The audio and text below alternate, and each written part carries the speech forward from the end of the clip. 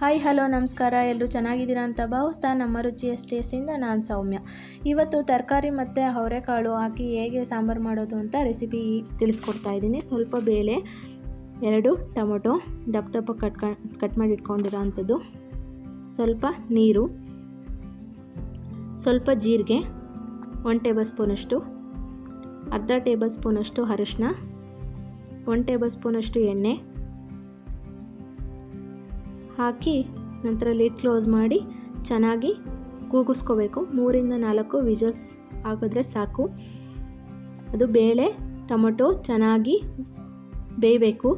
Tomato ಕೂಡ ಹುಳಿ ಚೆನ್ನಾಗಿ ಬಿಡಬೇಕು, ಬೇಳೆ ಕೂಡ ಚೆನ್ನಾಗಿ ಮ್ಯಾಶ್ ಆಗಬೇಕು, ಅಲ್ಲಿವರೆಗೂ ಬೇಯಿಸ್ಕೋಬೇಕು. ನಂತರ ನಾನು ಈ ಕಡೆ ಮಸಾಲೆ ಬೇಕಾಗಿರೋ ಅಂಥದ್ದು ರೆಡಿ ಮಾಡ್ಕೊಳ್ತಾ ಇದ್ದೀನಿ. ಅರ್ಧ ಕಪ್ಪಷ್ಟು ಕಾಯಿ,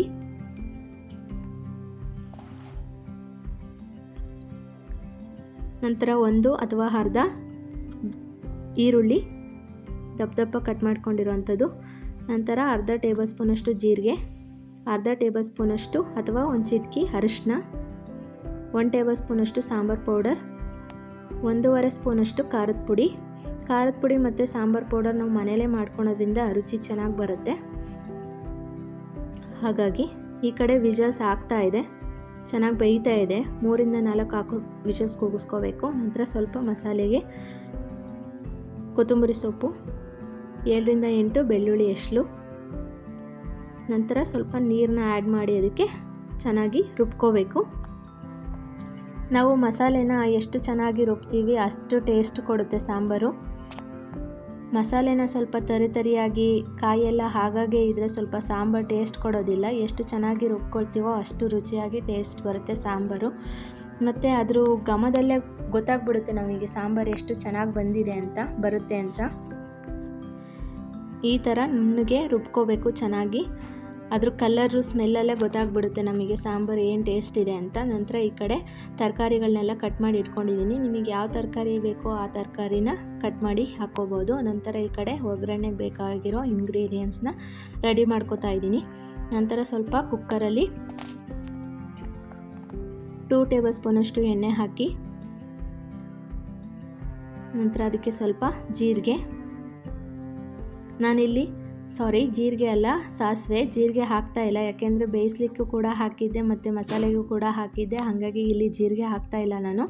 ಸ್ವಲ್ಪ ಕರ್ಬೇವಿನ ಸೊಪ್ಪು, ಒಂದು 5-6 ಬೆಳ್ಳುಳ್ಳಿ ಜಜ್ಜಿಡ್ಕೊಂಡಿರೋ ಅಂಥದ್ದು.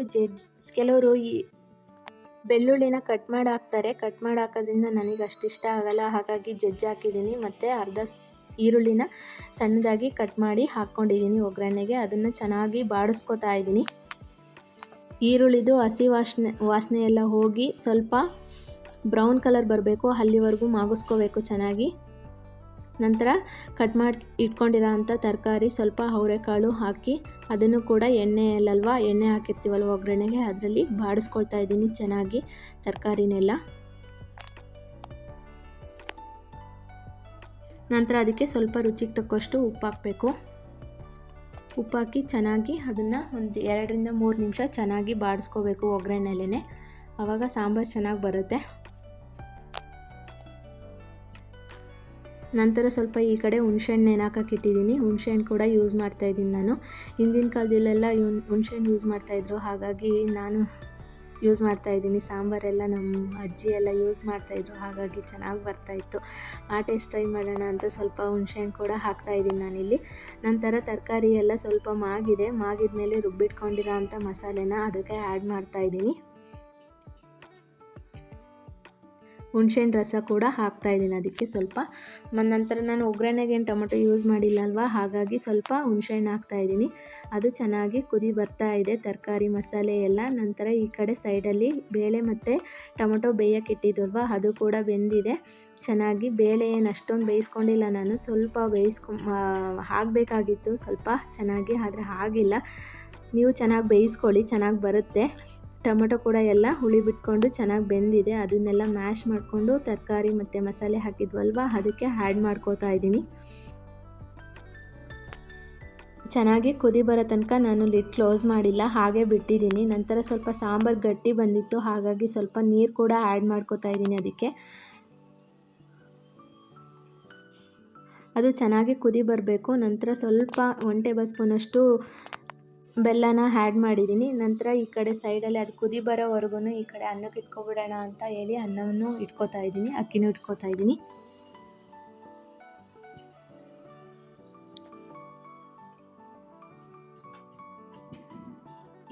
ಈ ಕಡೆ ಸಾಂಬಾರು ಕುದಿ ಬರ್ತಾ ಇದೆ. ಸಾಂಬಾರು ಕುದಿ ಬಂದು ಆಮೇಲೆ ಲಿಡ್ ಕ್ಲೋಸ್ ಮಾಡಿ ಒಂದು 2 ರಿಂದ 3 ವಿಷಲ್ ಹಾಕ್ಸಿದ್ರೆ ಸಾಂಬಾರು ಟೇಸ್ಟು ಚೆನ್ನಾಗಿ ಬರುತ್ತೆ. ನೋಡಿ ಈಗ ಕುದಿ ಬಂದಿದೆ ಎಲ್ಲ ಸಾಂಬಾರನ್ನೂ ಕೂಡ ಲಿಡ್ ಕ್ಲೋಸ್ ಮಾಡ್ತಾ ಇದ್ದೀನಿ. ಸಾಂಬಾರು ಅನ್ನ ಇನ್ನೇನು ಆಯಿತು. ಸ್ವಲ್ಪ ಊಟಕ್ಕೆ ನೆಂಚ್ಕೊಳ್ಳೋಕ್ಕೇನು ಇರಲಿಲ್ಲ, ಹಾಗಾಗಿ ಮನೆಯವರು ಹೊರಗೆ ಹೋಗಿ ಬರೋಣ, ಸ್ವಲ್ಪ ಏನಾದರೂ ತರೋಣ ಅಂತಂದರು. ಹಾಗಾಗಿ ಸಾಂಬಾರು ಮತ್ತು ಅನ್ನ ಕೂಗಕ್ಕೆ ಇಟ್ಬಿಟ್ಟು ಕುಗ್ಸಿದ್ದು ಆಯಿತು. ನಂತರ ಎಲ್ಲ ಆಫ್ ಮಾಡಿಬಿಟ್ಟು ಹೊರಗೆ ಹೊರಟ್ವಿ. ನಾನು, ಮಗ ಮತ್ತು ಮನೆಯವರು 3 ಜನನೂ ಗಾಳಿಗೆ ಹೊರಗೆ ಹೋದ್ವಿ. ಚಳಿಗೆ ಹೊರಗೆ ಹೋದರೆ ನಮ್ಮ ಮನೆಯವರು ಹಾಗೆ ಬರೋ ಮಾತೇ ಇಲ್ಲ. ಚರ್ಮುರಿ ತೊಗೊಂಡು ಬಜ್ಜಿ ತಿಂದು ಹಾಗೆ ಹೊರಟ್ವಿ ಮನೆ ಕಡೆ ಹೊರಟು ಹಾಗೆ ರೋಡ್ ನೋಡಿದ್ರೆ ಎಲ್ಲಿ ನೋಡಿದ್ರು ಪಾರ್ಕಿಂಗಿಗೆ ಜಾಗನೇ ಇಲ್ಲ. ರೋಡ್ ತುಂಬ ಬ್ಯುಸಿ ಆಗಿಬಿಟ್ಟಿತ್ತು. ಅದರಲ್ಲೂ ನಮ್ಮ ಚಿಕ್ಕಮಂಗ್ಳೂರು ಕೇಳಬೇಕಾ, ಟೂರಿಸ್ಟ್ ಪ್ಲೇಸ್ ಆದ್ದರಿಂದ ತುಂಬ ಜನ ಇದ್ದರು. ವೀಕೆಂಡ್ ಬೇರೆ, ಹಾಗಾಗಿ ಫುಲ್ ರಶ್ ಇತ್ತು ರೋಡೆಲ್ಲ. ಹಾಗೆ ಬರ್ತಾ ಬರ್ತಾ ಥಿಯೇಟರ್ ಕಾಣಿಸ್ತು. ಥಿಯೇಟ್ರಲ್ಲಿ ಪೋಸ್ಟರ್ ನೋಡಿದ್ವಿ.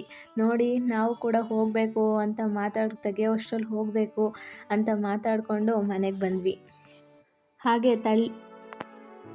ಹಾಗೆ ಚಳಿಲಿ ಗಾಳಿಲಿ ಮಾತಾಡ್ತಾ ಮನೆ ಬಂದಿದ್ದೇ ಗೊತ್ತಾಗಲಿಲ್ಲ.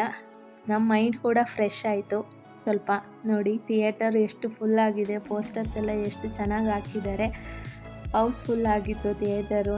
ಸೊ ನೆಕ್ಸ್ಟ್ ಟೈಮ್ ಹೋಗೋಣ ಅಂತ ಹೇಳ್ಬಿಟ್ಟು ಮನೆಗೆ ಬಂದ್ವಿ. ಈ ಕಡೆ ನೋಡಿದ್ರೆ ಕುಕ್ಕರ್ ಕೂಡ ಏರ್ ಔಟ್ ಆಗಿತ್ತು. ಘಮ ಘಮ ಅಂತ ಸ್ಮೆಲ್ ಬರ್ತಾಯಿತ್ತು. ಅದರಲ್ಲೇ ಗೊತ್ತಾಯಿತು ಸಾಂಬಾರು ಎಷ್ಟು ಚೆನ್ನಾಗಿ ಬಂದಿದೆ ಅಂತ ಹೇಳಿ. ಹಾಗೆ ನೆಂಚ್ಕೊಳಕ್ಕೆ ಬಜ್ಜಿ ಕೂಡ ತಂದಿದ್ವಿ. ಬಿಸಿ ಬಿಸಿ ಸಾಂಬಾರು ಹಾಕ್ಕೊಂಡು, ಬಿಸಿ ಬಿಸಿ ಅನ್ನಕ್ಕೆ ಸಾಂಬಾರು ಹಾಕ್ಕೊಂಡು, ಸ್ವಲ್ಪ ತುಪ್ಪ ಹಾಕ್ಕೊಂಡು, ಬಿಸಿ ಬಿಸಿ ಬಜ್ಜಿ ಕೂಡ ಇಟ್ಕೊಂಡು ಇವತ್ತಿನ ಊಟ ಮುಗಿಸಿದ್ವಿ. ಇವತ್ತಿನ ಡೇ ಕೂಡ ಕಂಪ್ಲೀಟ್ ಆಯಿತು. ಸೊ ಈ ವಿಡಿಯೋ ನಿಮಗೆ ಇಷ್ಟ ಆಗಿದೆ ಅಂತ ಭಾವಿಸ್ತಾ, ಇಷ್ಟ ಆಗಿದ್ದರೆ ಲೈಕ್ ಮಾಡಿ, ಶೇರ್ ಮಾಡಿ ಹಾಗೂ ಸಬ್ಸ್ಕ್ರೈಬ್ ಮಾಡಿ. Thank you all for watching this video.